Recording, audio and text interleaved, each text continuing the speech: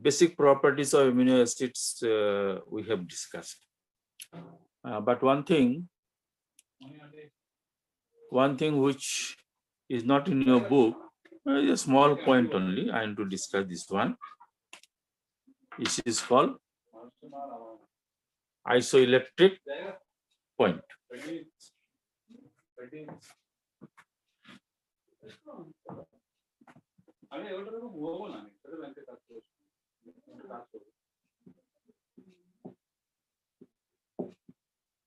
Isoelectric.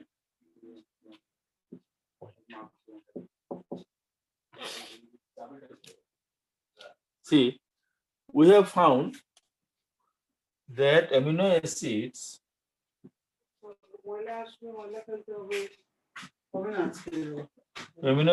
in aqueous solution acids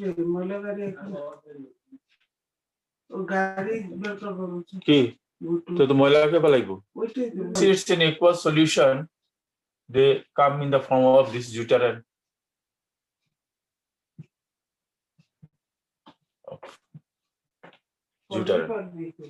All right. Now, in an electrolytic solution,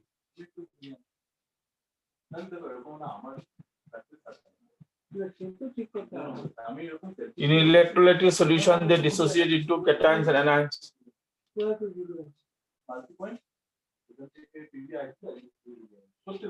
Then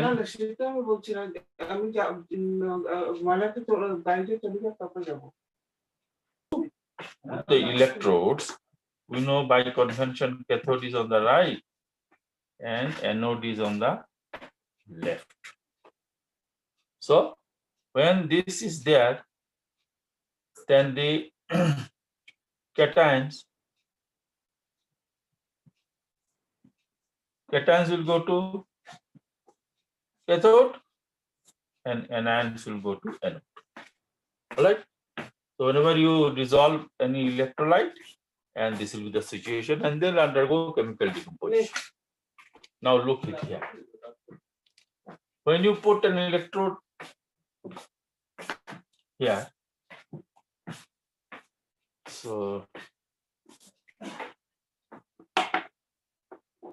just a minute.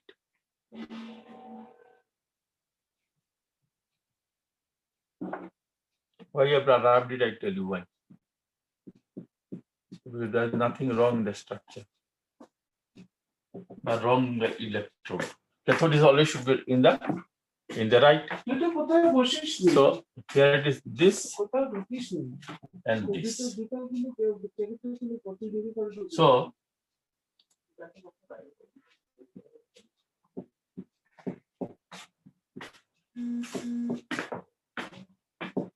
in that case, this will like to go this side and this will like to go this. Now see, the attraction of the pull will be same. Will this ion displace towards any of the electrode? Huh? It will not move because both the electrodes are now attracting the respective ions, but it is the same molecule which is having both the ions.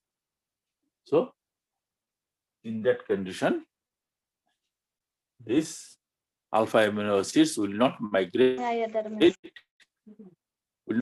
towards any of the electrode and is not going to contact electricity.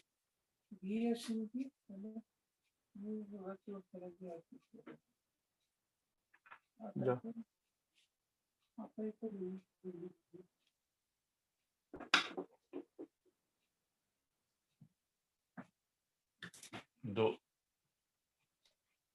তার ফটাফট ভীষণ স্পিডে গাড়ি চালায় না, এটা কোনো bike না। তারা আমি কইলে রাগ হয়ে যায়, এলিগে আমারও রাগ হয়।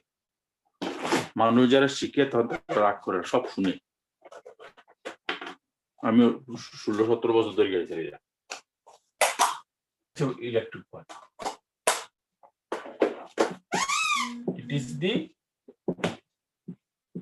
pH at which alpha amino acids do not move towards either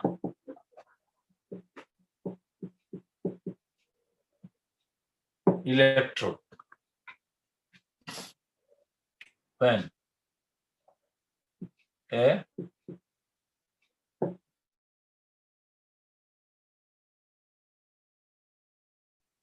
potential difference is applied across their aqueous, that is, they do not conduct electricity. That is, it is the pH at which alpha amino acids do not conduct electricity. The value is different for different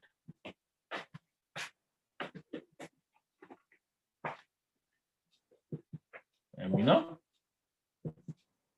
acids. I don't know what is the reason for which they did not include in your textbook.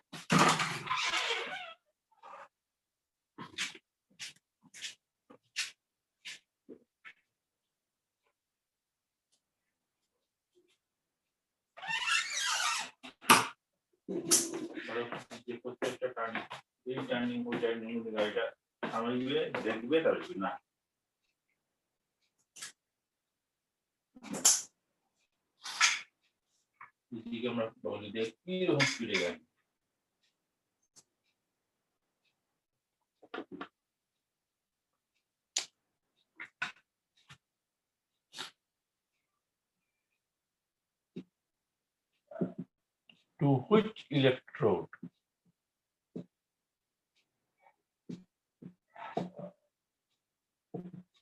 alpha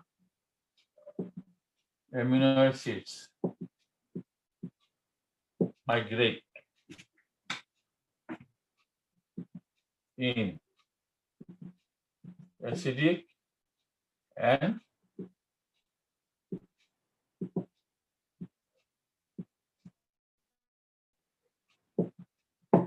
alkaline medium. See here.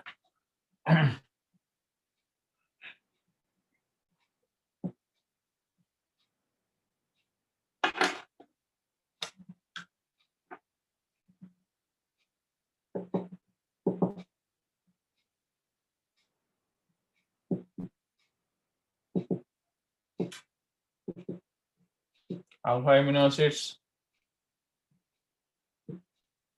do not conduct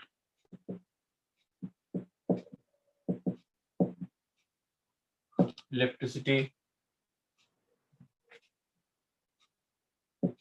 in neutral medium due to its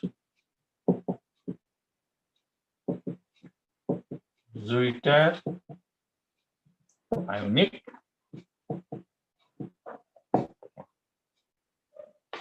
it is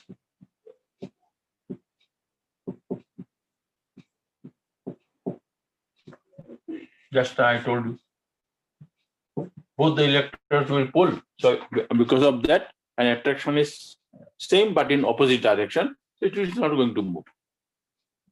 Okay. In acidic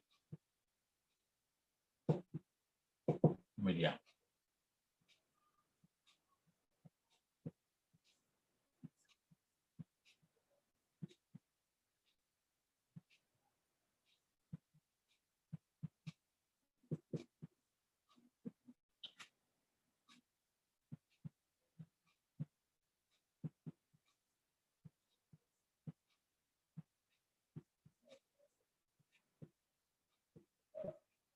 See, now it is a cation. So it will move to cathode. In acidic medium, alpha amino acids acquire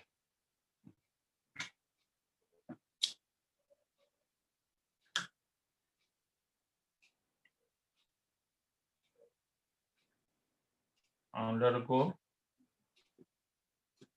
protonation and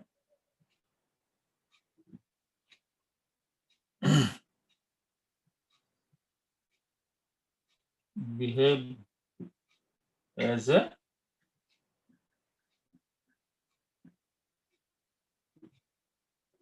cations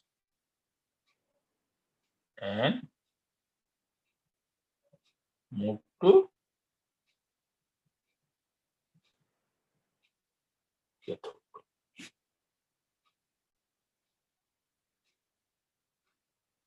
Right.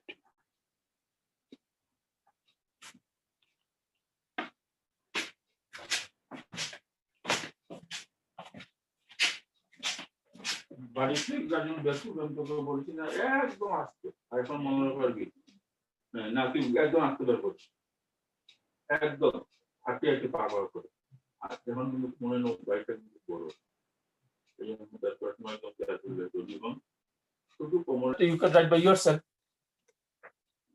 only change the words in alkaline medium.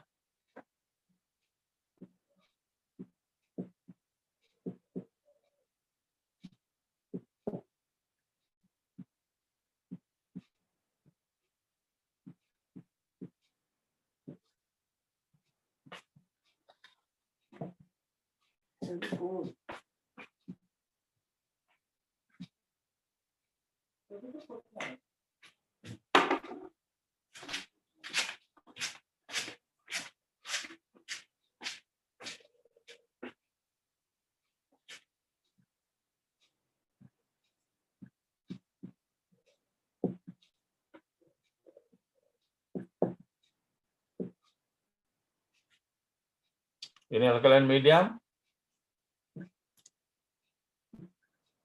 the zwitter ionic amino acids get converted to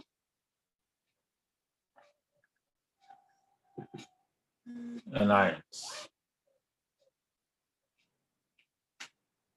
and so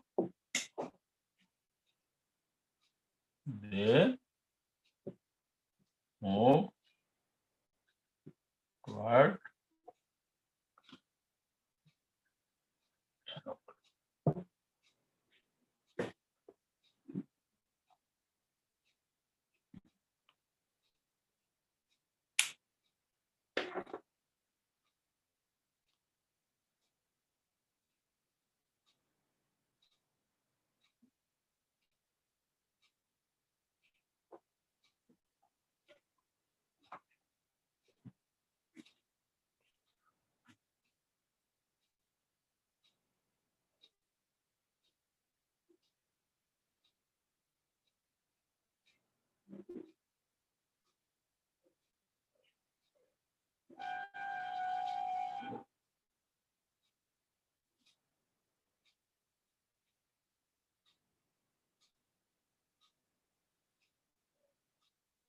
গাড়িটা না গেলে তো বেরও করতে পারবেন না ঠিক আছে মলাকা এটা ঢুকছে যে তোমরা মোলাকায় আইতে যেতে পারতে পারো দেখো মলাকা এখানে এসে গাড়িটা তো আগে গেটের সামনে আনো তখন তো বুঝতে পারবো আমার হাগু পেয়ে গেছে তো যাও, একটু দেরি হয়ে গেলে তো কোনো অসুবিধা নেই। আমি তো কথা ঠিক আছে।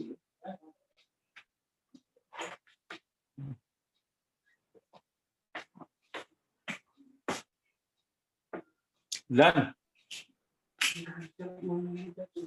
Yes, sir. Yes, sir. So please remember that alpha amino acids in neutral condition, it acquires the zwitterinic form and does not move. Okay, and in excuse me.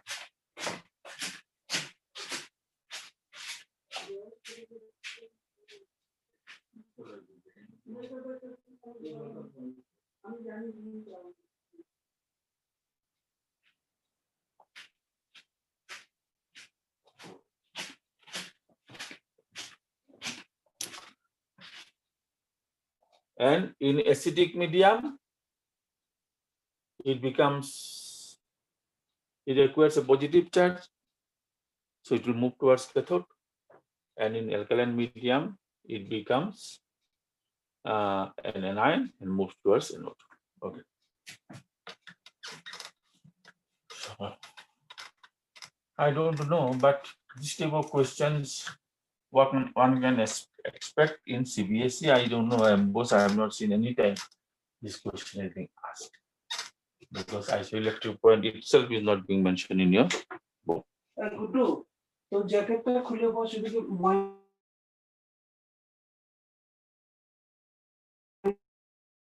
কাছে আসছে, মনেটা চলে আসছে। আমি Peptides and proteins.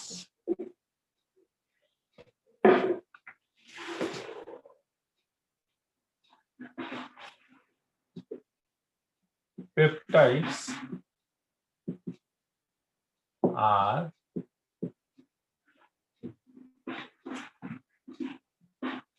long chain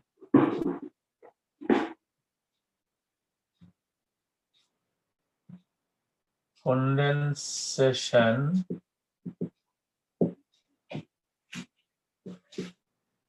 polymers of alpha amino acids.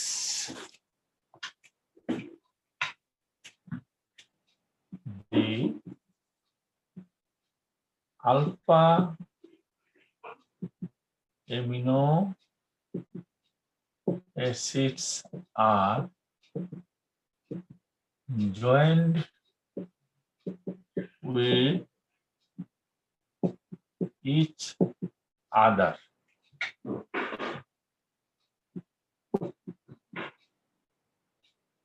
through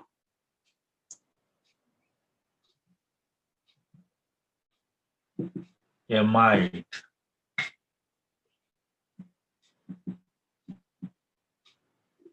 linkages.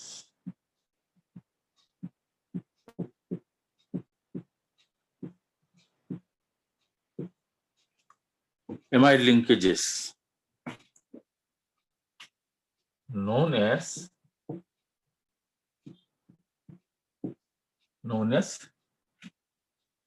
peptide linkage.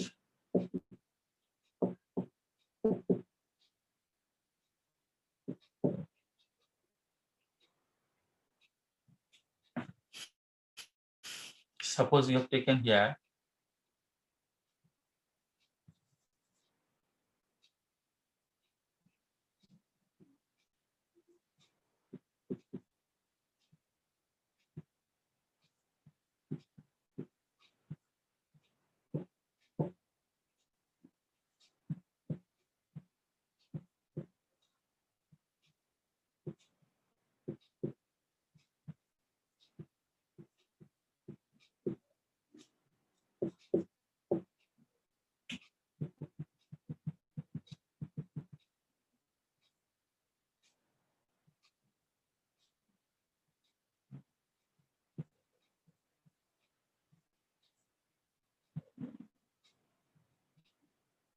See,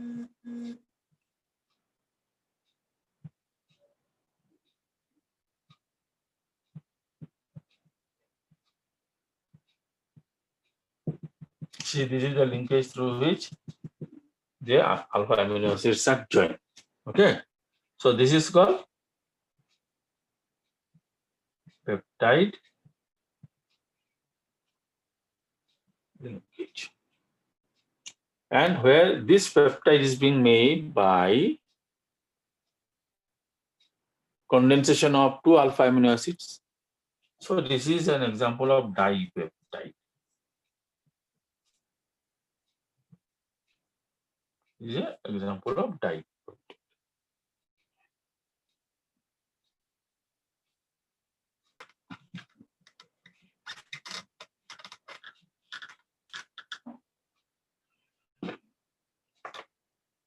Okay.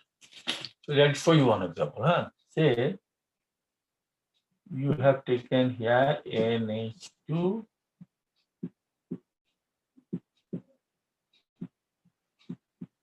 this amino acids. Okay. This is called glycine. And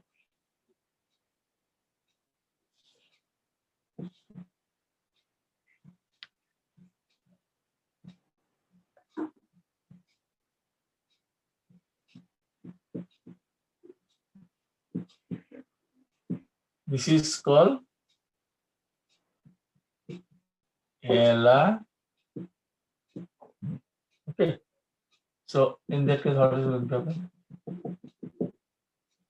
You will get here NH2 CH C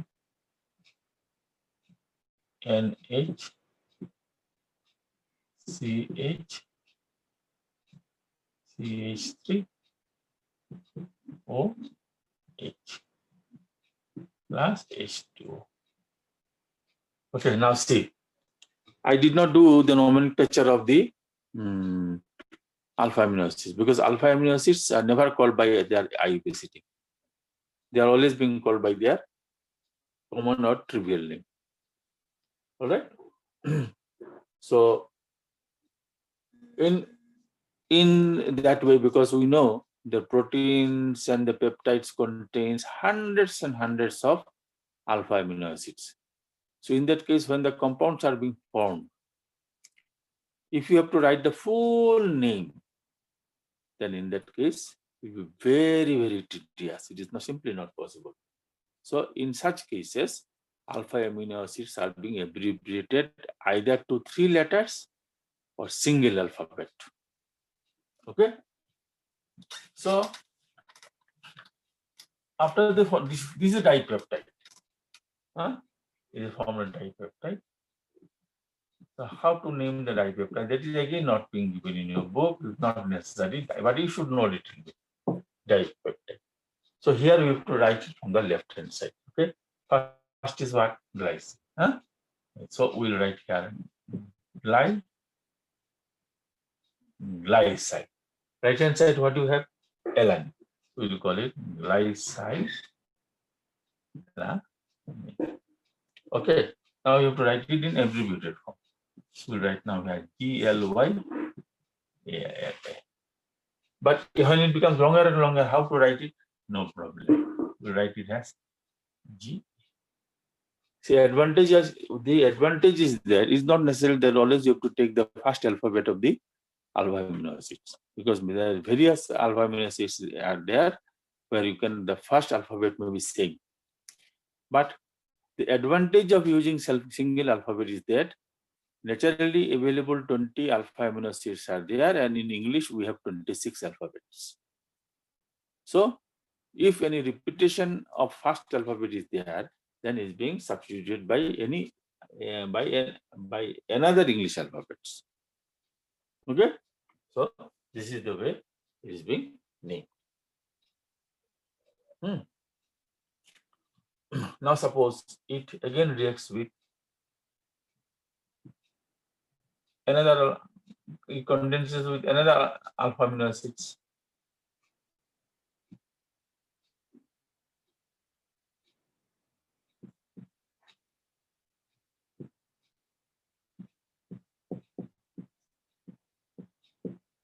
This is called valine. Okay. So what will be the structure now? NH2 CH H C. This is the peptide linkage. Then what do we have here?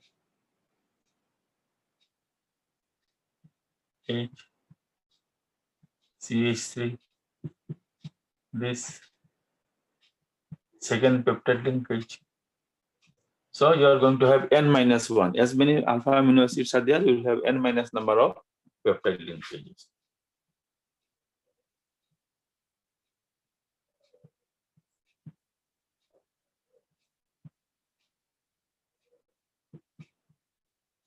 So you will get this. So the name of the compound will be glycyl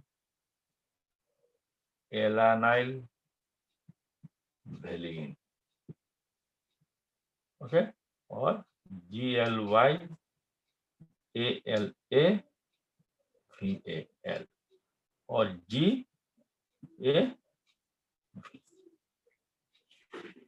This is a tripeptide.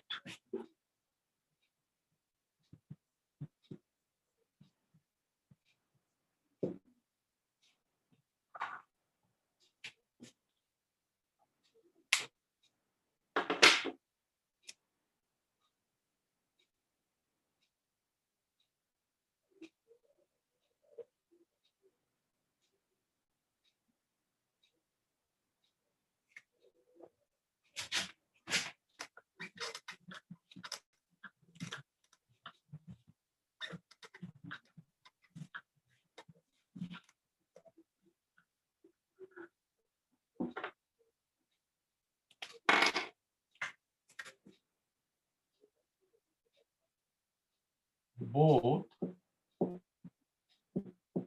peptides and proteins are made of alpha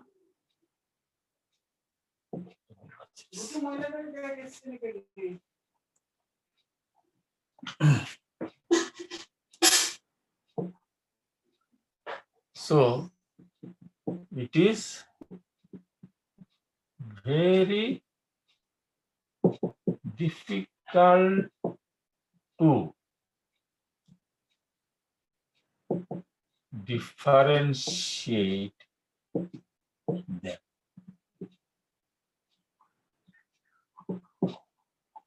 Thus, it is assumed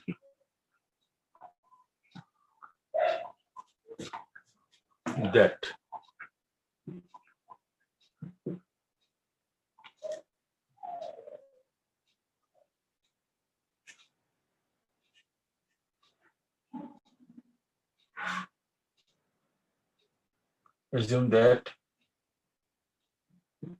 the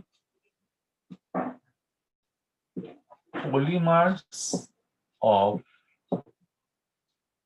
alpha amino acids with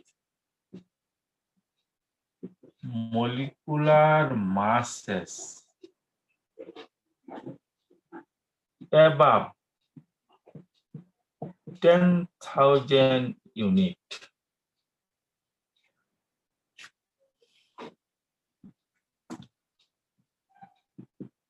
will be termed as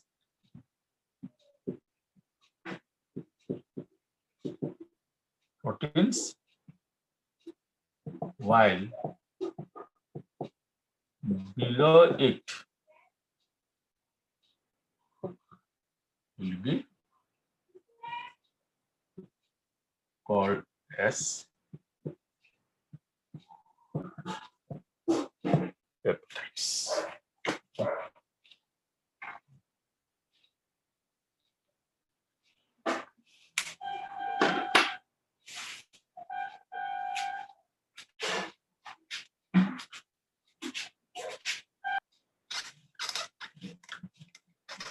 But see, for everything there is an exception because it is an assumption. So exception is there. Okay. Right now here, this is important for example. Exception. However,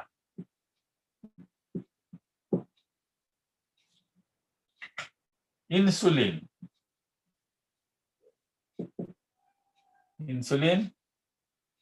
a hormone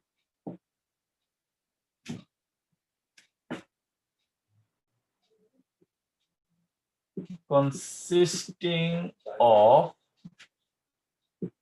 51 alpha amino acids. See, alpha amino acids molecular masses are very, very less. Even if it is 100, 51 into 100 is what? 5,100. So it's much below 10,000. So it should be peptide, but we called it as a protein. However, insulin, a hormone consisting of 51 alpha amino acids, is considered as protein. But why? Due to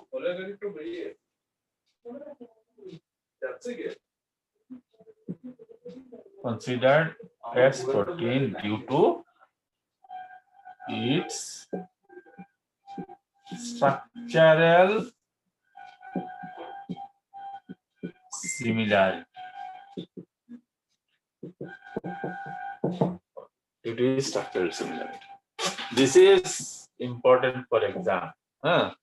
For MBOS and CBSE, often it comes.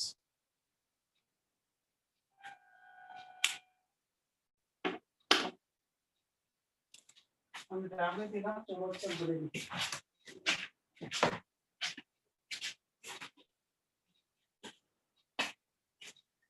বলতে দাও তুমি যেও না তুমি গেলে আরো সর্বনাশ হয়ে যাবে আগে যাওয়া আসে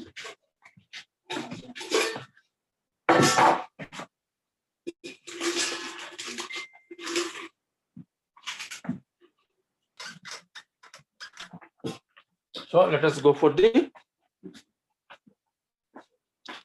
structure of proteins.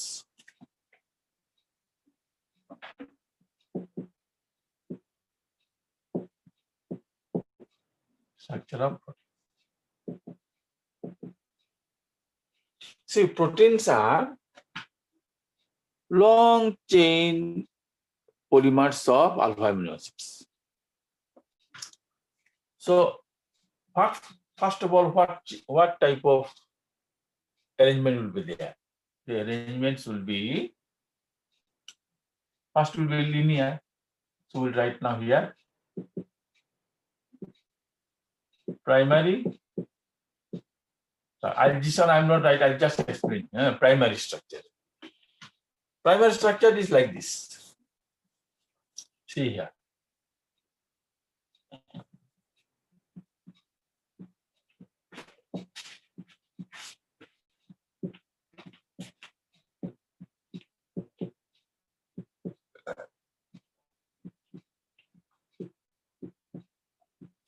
It may be same or different.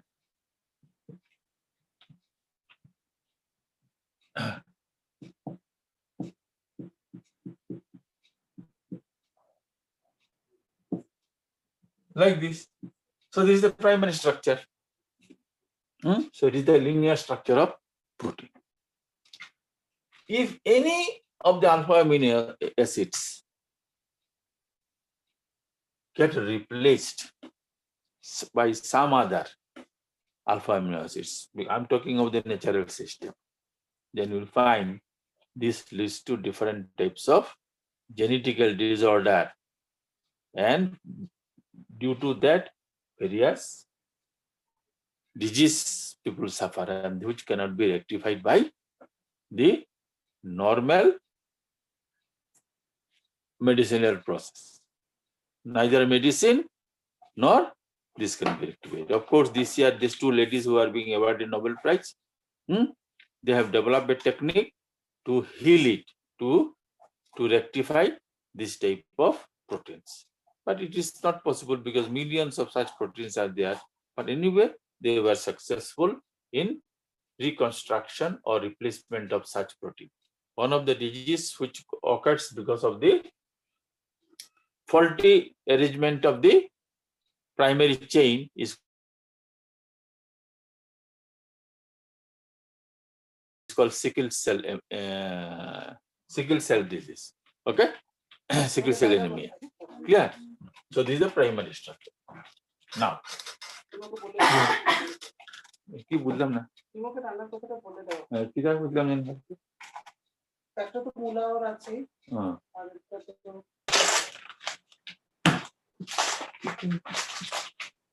এটা তো এটা একটু পরে জলে দেবে এখন খুলবে না হ্যাঁ এখন থাকুক সেকেন্ডারি স্ট্রাকচার তোমার একটা মোলা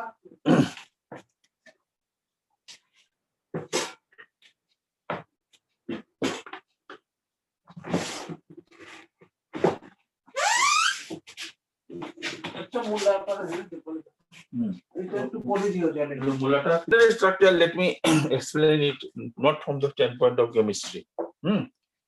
See, you went to electrical shop to buy, say, 20 meter of electrical wire. Then how can you bring it? It is possible that the person has given you electrical wire, okay, and you have taken hold of one end of the electrical wire and you started working. Okay, you started working. So the wire will follow you. So it will come like what? Like a linear chain. So will you bring it from shop like this? The electrical wire? No, sir. No, do not. Then how do you bring it? We have two options. Two options is what? They will roll this electrical wire. And then you will hold it and bring it. This is one way.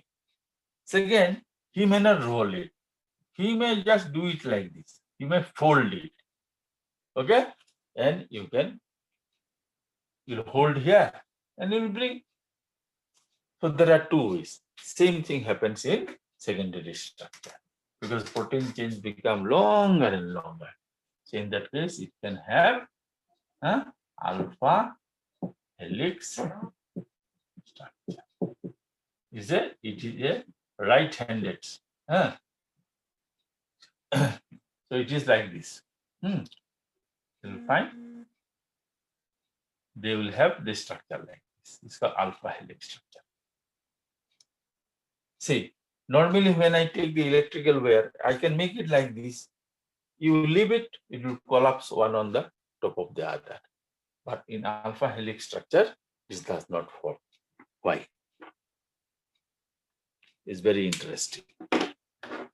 Please remember, these are being made by amino acids. So, in this case,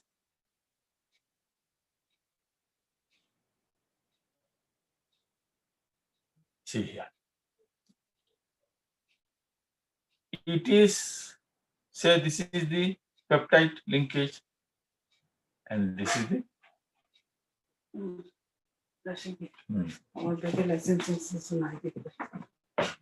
See, this is the one. So this is this, and this is this. So this is the one. So what is going to happen now here? You'll find they will be hold like this. In this case, NH like this. So in this, you will find this is the way this, all this helix are, it will be, they will be rigid. So they will not fall one on each other. So now see, very interesting. If I start from here, 1, say it is 1, 2, 3, 4, 5, 6, 7, 8. Huh? You take, is it not a cycle? See here, from here to here you can see, and from here to here is being made by intramolecular hydrogen bonding. So it becomes a cycle. Okay, so it is found, if you count average, there are 13 atoms are there. Okay, and from beginning to the end of the protein chain, if you count the number of the proteins, alpha amino acids, and if you can find out these cycles, if you divide them, it find that their average, they have 3.1 alpha amino acids in each of this helix. So due to that, alpha helix structure is also known as 3.1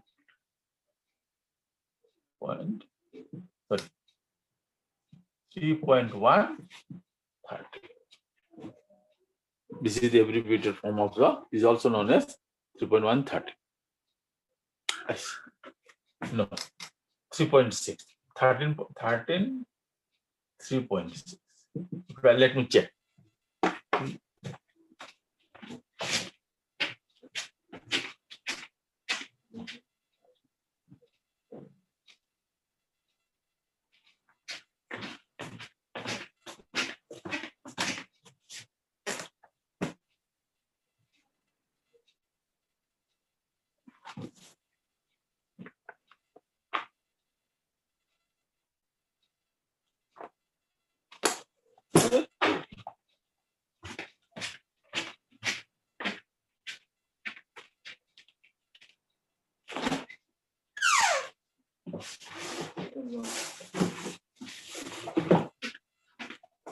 Please let me clarify. I think it is 3.1. This is something I forget also.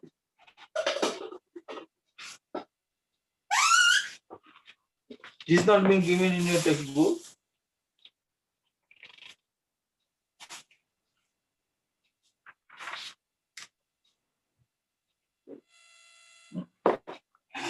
It is a mistake I have done. It is not 3.1. It is alpha helix structure is also called 3.630. It is in each loop you will have average 3.6 alpha amino acids consisting of 13 atoms. So this is the way you can have it. So this is called alpha helix structure. All right. So alpha helix structure is almost looks like if you have a landline in your house. You have seen the coil, exactly like this alpha helix. Now, the other one is, we call it beta pleated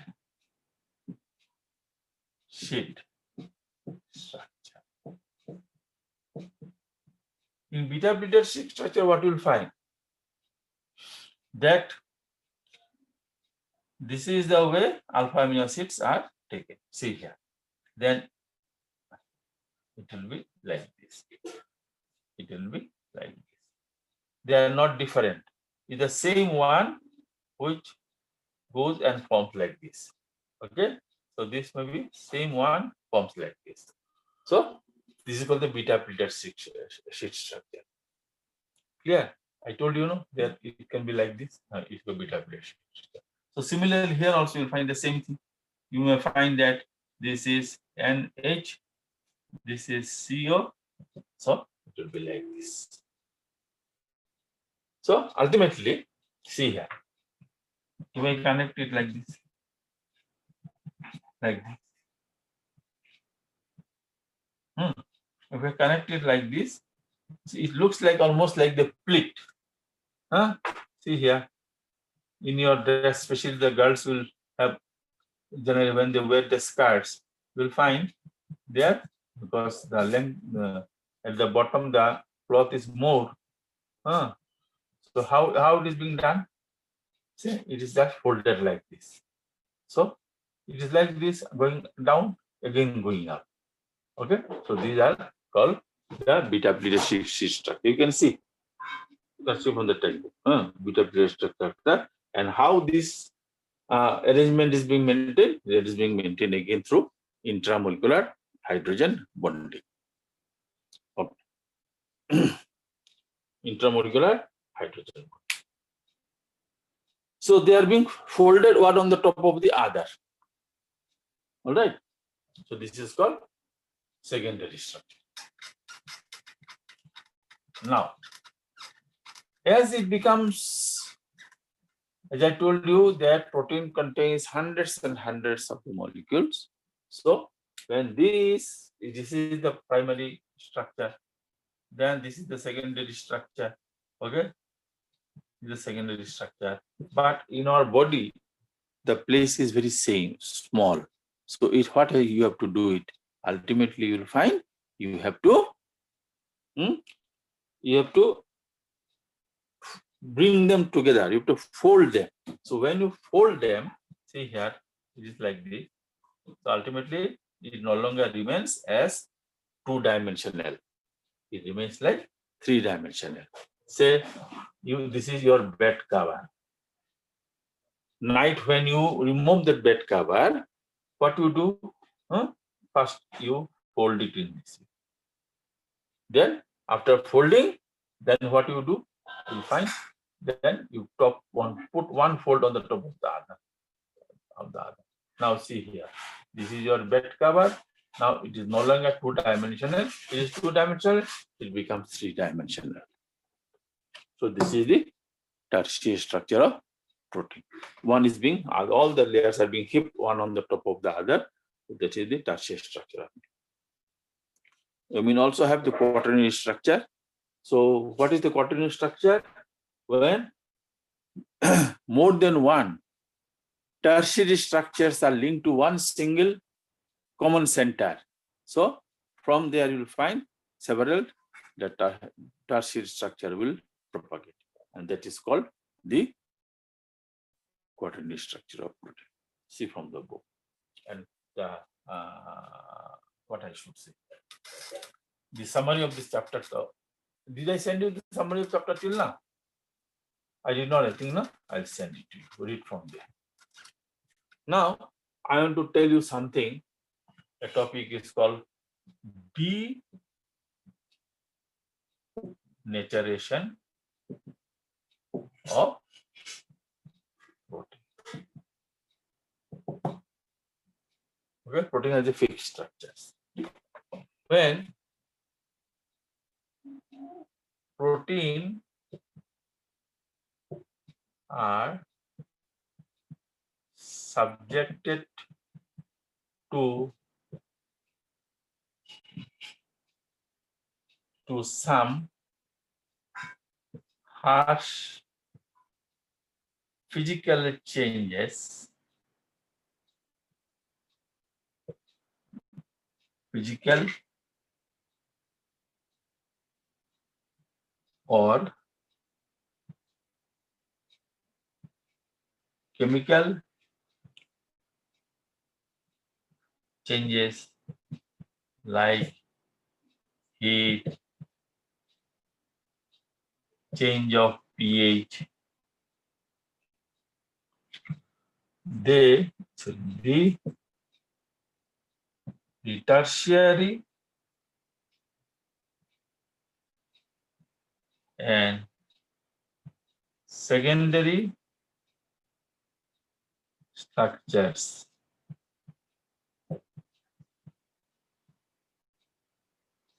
are broken.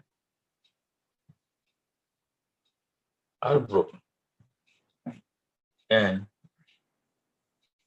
it loses its biological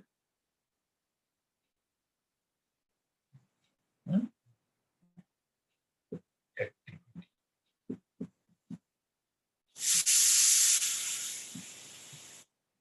called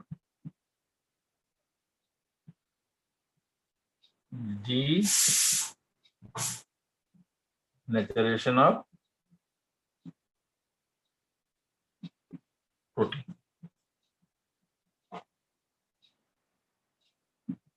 Okay. Examples, what will happen? What is the example? Example, coagulation of egg white, then curdling of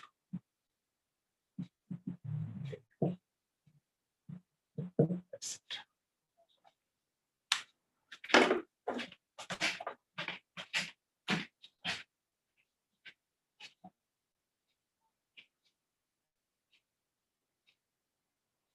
So, coagulation of egg white and curdling of milk. All right. So these are the denaturation of protein. All right. But sometimes in some cases,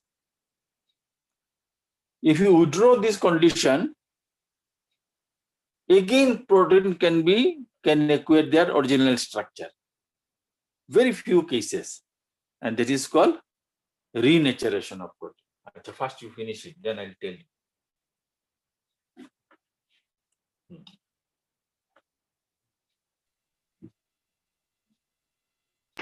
So done.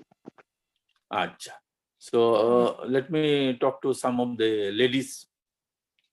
Say, suppose in every houses we keep milk, na?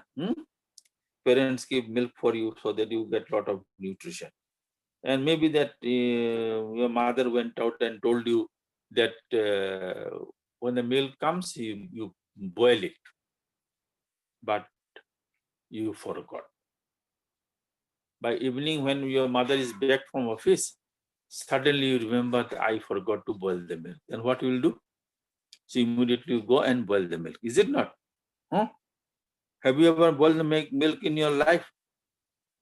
Hello? Yes, sir. Suppose you boil the milk after a long time, what happens to the milk? It coagulates, sir. Huh? It coagulates. It coagulates. You know why? Because the bacteria which is present there generates lactic acid. And due to that, the pH is lowered. So change of pH takes place, milk coagulates. Then after that, then what happens? Now you cannot hide from mother. What do you do? Huh? Hello? Did it happen to you? The milk coagulates? Huh? Hey. Yes, sir. Then after that you are a little scared, na? She will come and scold you. See, if in that moment in your house, I'm not talking of baking powder. If you have sodium bicarbonate, we call it, if suppose this is called poor man's baking powder. The baking powder that you buy from market is a mixture of sodium bicarbonate plus something else that is costlier. Then I will find, we go to the shop and buy, we call Khanika soda. This is the one. So when you find that the milk has started curdling or coagulating, add sodium bicarbonate, in boiling solution only, add sodium bicarbonate pinch by pinch. You know what will happen? The lactic acid will get neutralized and your milk will be restored. So in that case, we call this process to be renaturation. Okay, this is again missing in from your book. I do not know who has written your book. Is it an English author or chemistry? Renaturation. Okay, renaturation of protein. What we can write? In some cases, if the physical conditions are reversed, then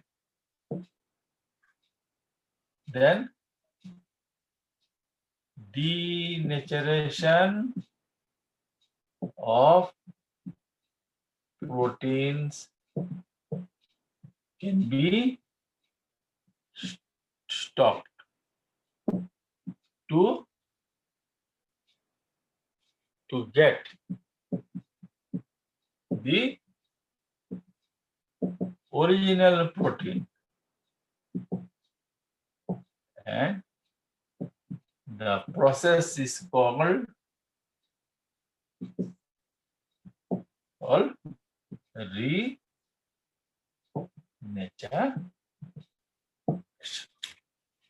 Okay.